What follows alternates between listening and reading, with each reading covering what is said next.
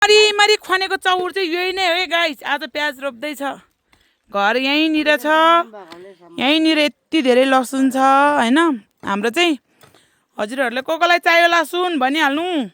साग पनि छ, यहाँनिर ठुली आमा पनि छ, यहाँनिर मम पनि छ, यहाँ म उभिएको मेरै छायाले छेकिरहेको रहेछ। यहाँनिर पुरै प्याज रोपेर हिजो हाई हाई गरेर खनेको दुईजना यिनीहरू हो। अझै अर्को दुईजना छैन। आज अर्कै खेताला लगाएको, हिजो अर्कै। हिजो 500को दरले 5 जना गयो, आज 200को दरले आज चाहिँ। आज बुढी बुढी खेताला लगाएको कामै नलाग्ने रहेछ, चाकमा फोहोर हुने गरी बस्नलाई मात्रै रहेछ। आज त 200 हो। एउटै गालामा हात राखेर बसेछ यता एउटा आमा छ।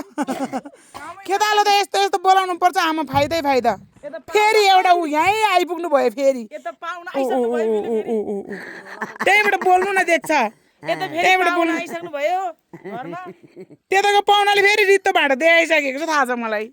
भरि छ त यसमा 1-2 माना अझै छ। 1-2 माना के छ? 1-2 माना रित्तो भाँडो यहाँ ढल्किरहेछ। अनि एउटा खेताला यहाँतिर छ यसरी। भगवान, मेरो त खेताला सबै खाने मात्रै हो, कामै छैन यार।